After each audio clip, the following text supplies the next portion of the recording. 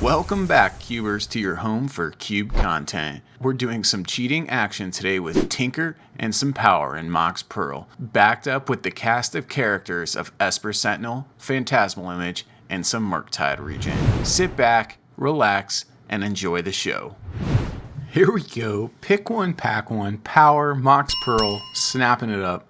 If Mox Pearl wasn't in here, I'd probably take a Brainstorm or a V-Click, but we're going to start on the power and see what's up. Pack 2, I think we just got to slam Tinker here. After picking up a Mox, pick one, pack one. Tinker is just a broken card. I mean, if we want to do something fair, maybe we, quotes fair, we'd pick up like Caracas and just stay white, maybe go mono white. But a Mox paired with Tinker is just beautiful. Here we have a choice between a second Mox and I think a Force of Negation. Thraven Inspector is great and all. I know J-Bro likes it, but it's not, is it better than Force of Negation or a second Chrome Mox? I don't know. After picking up Tinker, what I want to do is really just protect the potential combo we're going to have here. Thraven does make an artifact though, so there's an argument for it, but I want to pick up the Force of Negation here. And then, wow, after picking up a Tinker pack 2, here's a Sundering Titan. I think Sundering Titan is actually a great Tinker target because you can really destroy a lot of lands with the Titan. So I threw together a quick tier list of what I think the best Tinker targets are for the MTGO Vintage Cube. Now remember, everything is context specific, so this is for the MTGO Vintage Cube, and here's the tier list I came up with. S tier were things that had immediate effect on the board,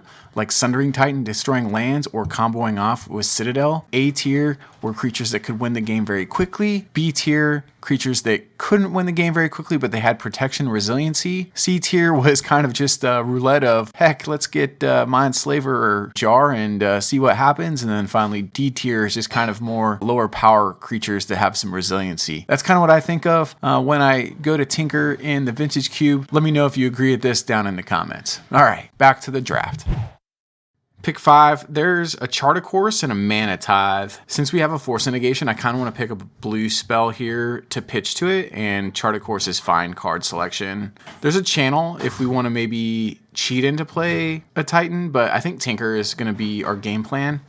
And so Wandering Emperor is also online here with the fact that we have a Mox Pearl. I do like the fact that it's got balance selected here. Show and Tell is a possibility, but balance can be pretty good because we're going to pick up a lot of artifacts. Maybe we pick up some mana rocks, so balance could work pretty well with that. Now I'm going to hedge a little bit on this Ephemerate. There's not much in this pack for us, and maybe if we pick up a Solitude or something, then Ephemerate will be great. And then this next pack, Seachrome Coast, is definitely the pickup here. We are surely white-blue, and any fixing is going to be great. Not a lot here in this pack. I don't think we're on the Sword of Body and Mind plan. In fact, I really dislike Sword of Body and Mind. Putting cards in your opponent's graveyard is actually a liability. We'll pick up a Bazaar here. I don't think we're going to do any Reanimator shenanigans. Here's a Chrome Mox coming around. It's at least an artifact. It's not the greatest, mana acceleration because you do have to pitch a non-land card to it that is not an artifact as well. But push comes to shove, we can just play this, not pitch anything, and sacrifice it to Tinker. Archangel Avacyn versus Rishadan Port. Let's pick up the 5-drop here. Archangel Avacyn is actually quite decent. Can definitely ambush some of your opponent's creatures. Yep, Mana Tithe coming around. Love to see it. Tax the rich, right? And rounding out pack 1. All right, here we are in pack 2. A lot of great cards. I don't think we have enough artifacts for Mishra's Workshop, though.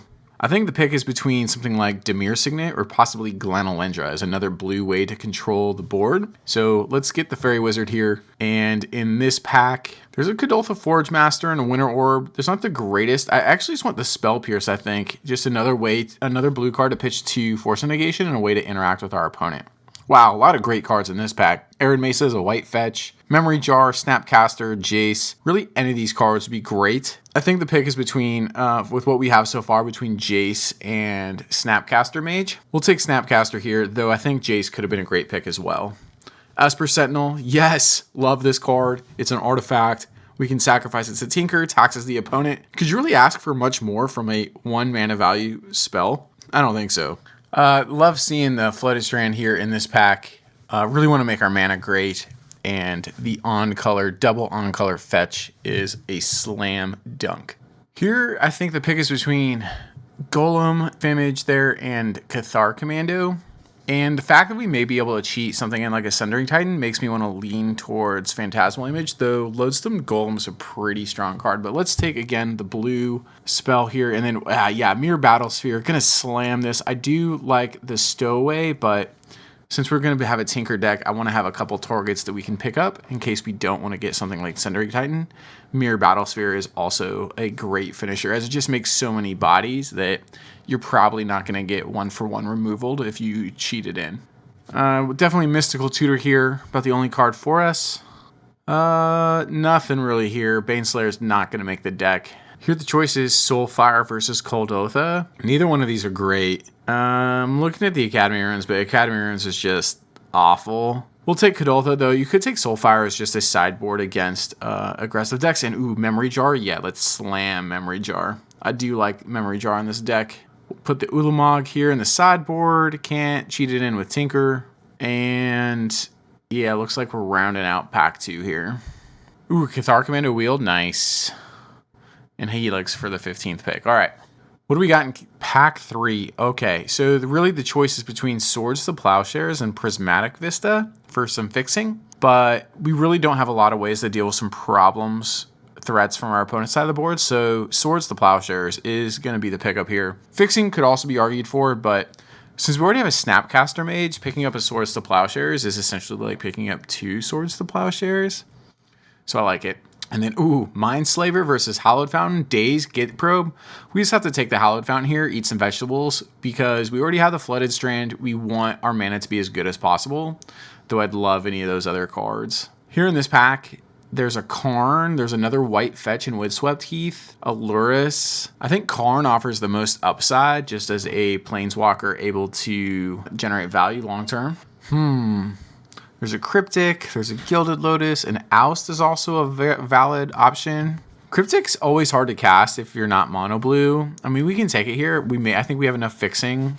Oust may be a good pick, though. We'll take the Cryptic. That could have been wrong. I could see taking Oust there for sure. I mean, Oust is much easier to cast with Snapcaster Mage. Intrepid, Murktide. Let's actually take the Murktide here. I think we have enough, instants and sorceries that Murktide is a valid card in this deck. I am looking at the Gaia's Cradle, but we only have 9 creatures. Like, it's not that much. I want to try out Murktide. Like, don't have a lot of play experience with it, but I think this deck could be a Murktide deck for sure. Elite Spellbinder versus Relic.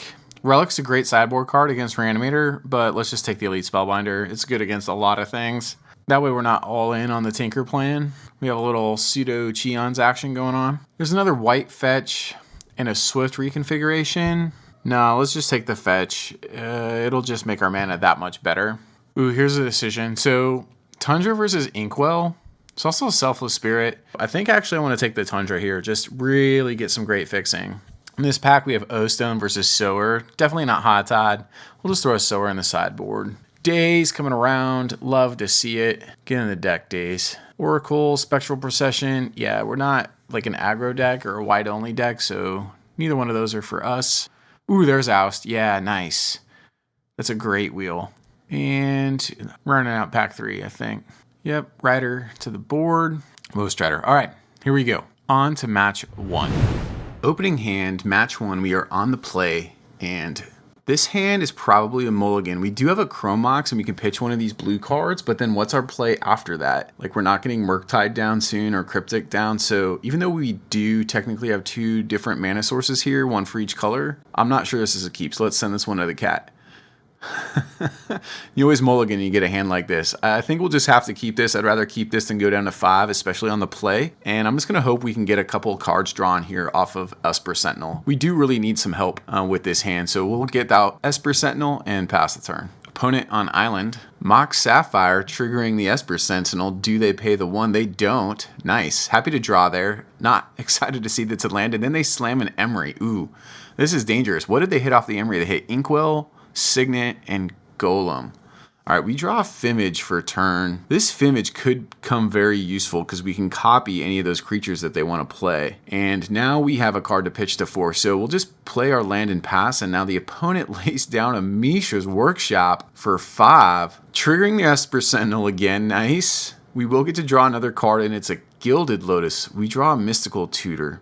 I think this is a punt. I forgot that Force of Negation exiles the card if it counters it. In my mind right now, I'm going through, listen, if I counter Gilded Lotus, they're just going to replay it with Emery. So there's really no sense in countering this play. But in hindsight, countering a Gilded Lotus is probably pretty important because with a Gilded Lotus on the battlefield, they are really close to being able to cast Inkwell. So I think that was a mistake on my part. So we'll mark the punt counter appropriately here and see what they play off their Lotus. And it's a Tangle Wire. Now, Tangle Wire, I think I have to counter as well. They're just going to have so much mana next turn, and this would really slow us down. Had I countered the Gilded Lotus, yeah, they would have been able to cast the Tangle Wire later, but I think we may have been able to get out of it. Anyways, we'll counter this Tangle Wire. We're going to pitch the Fimage because we're going to Mystical Tutor here end of turn for Tinker and see if we can tinker ourselves some action here.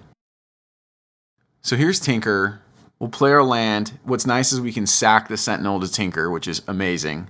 And it's our choice between Mirror Battlesphere and Sundering Titan. I choose Mirror Battlesphere here because Sundering Titan, we would have had to blow up one of our planes as well. And they just have so many like non-basic land sources on the other side of the table. I don't think Sundering Titan was going to do that much. So this puts the most power toughness on the battlefield. Our opponent does play another land, and now they have 9 mana available for artifact spells, which Inkwell Leviathan costs 9, so they can play Inkwell from their graveyard. I don't know how we're going to get through an Inkwell, especially since we have islands on our side of the battlefield, and we really haven't put any pressure on our opponent yet this game. Yep, there's the Inkwell. That 11 toughness, kind of hard to get through, even for the Battlesphere. We draw a Mox, which is not going to do it for us. We're not dead yet. We can pass, but I'm not sure what we'll be able to do to get back in this. Remember, our Fimage was exiled to the Force of Negation. Like, Fimage would work here, and that would really help us get through, but now I'm just not sure. So we'll pass the turn back to the opponent there.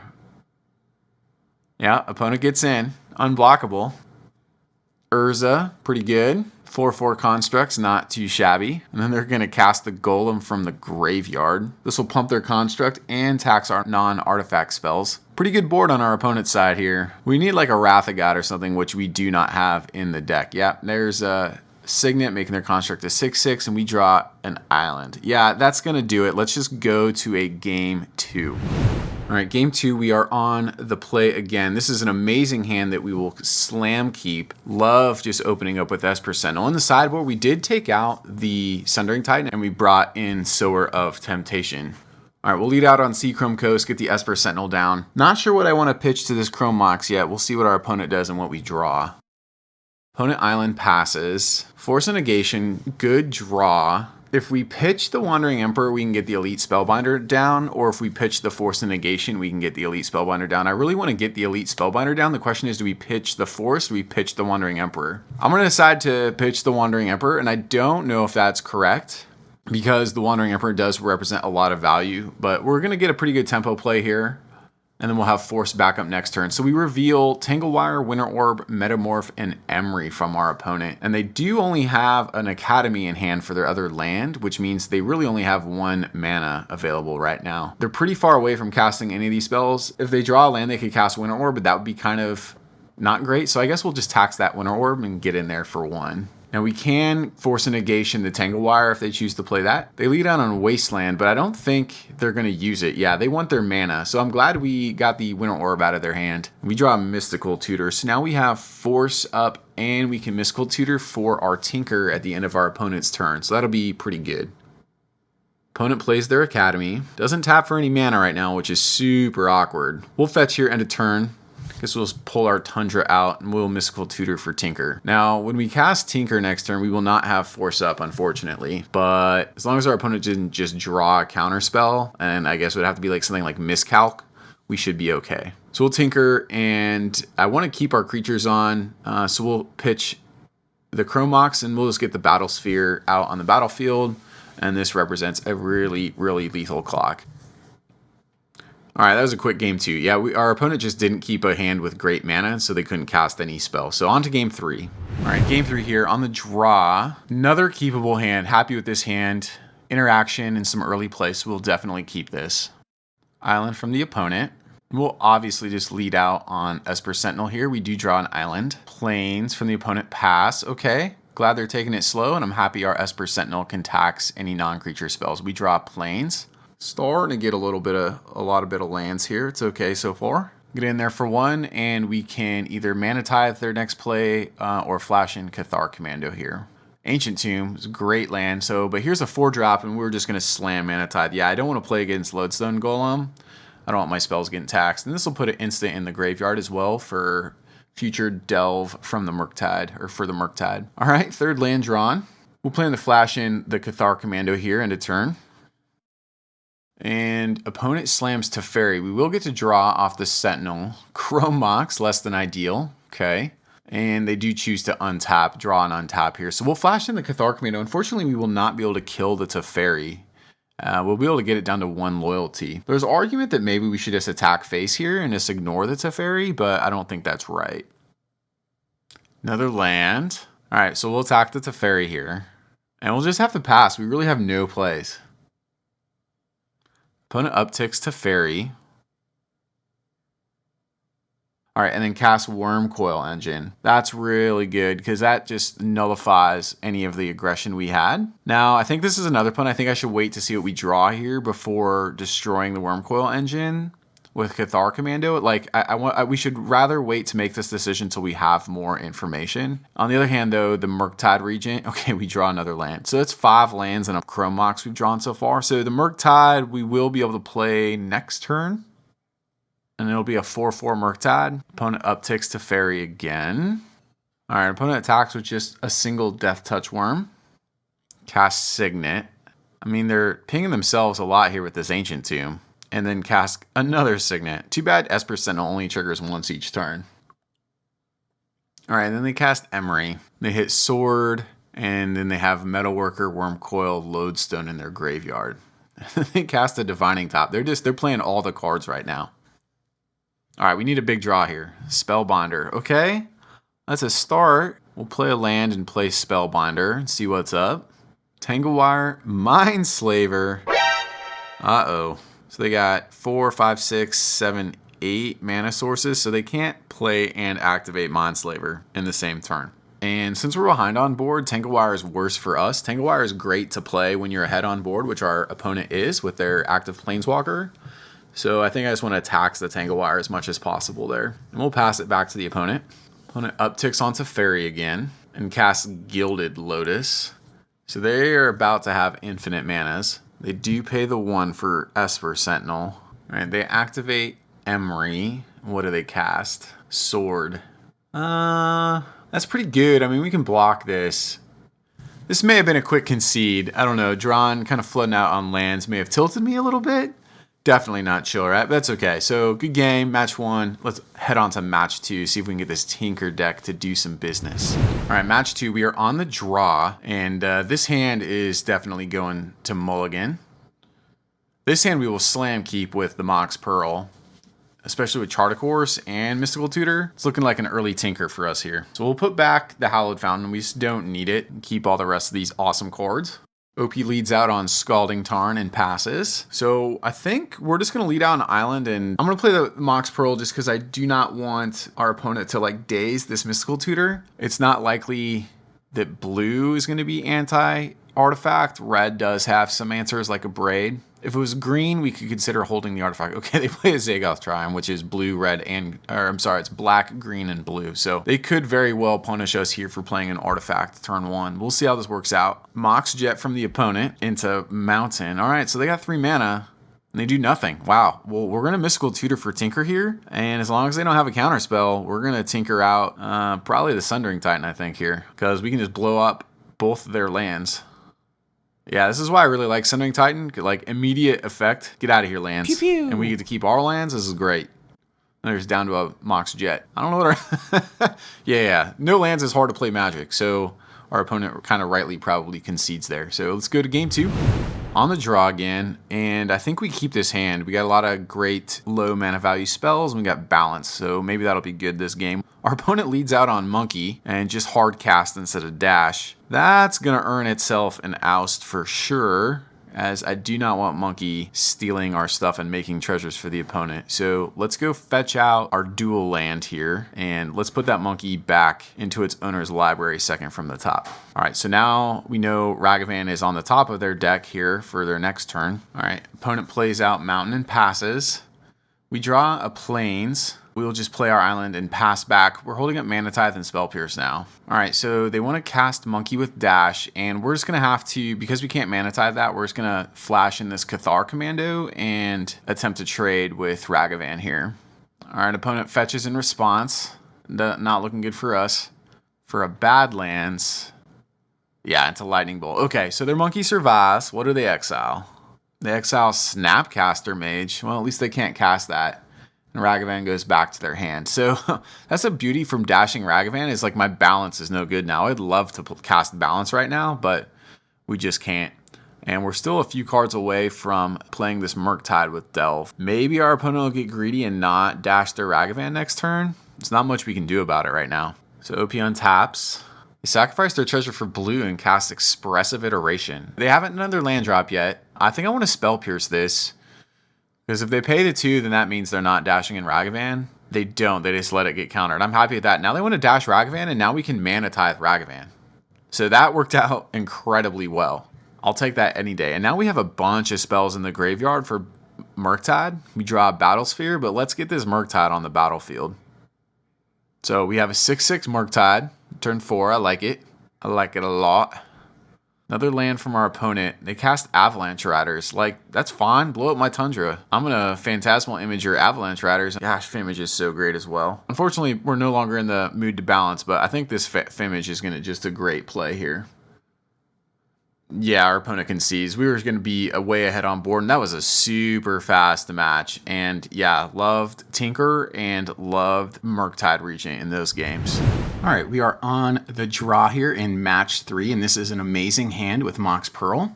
Let's see what our opponent leads out on. Ketria Triome, so Forest, Island, Mountain.